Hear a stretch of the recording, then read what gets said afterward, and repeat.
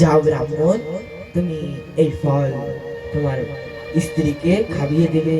তুমি যাও, তুমি বাড়ি ফিরে যাও।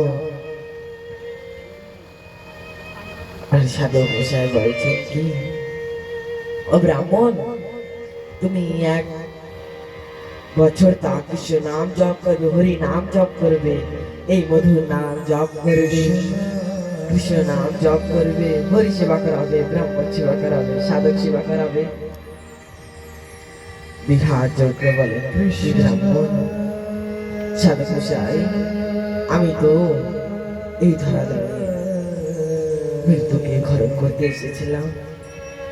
আপনার কৃপায় আমি আমার এই কুকর্মই পাপ আমি আর কোনোদিন করব না। আমি যাই, বাড়িতে ফিরে যাই। সাধক মশাই বলছেন কি, যাও ব্রাহ্মণ, তুমি বাড়িতে ফিরে যাও।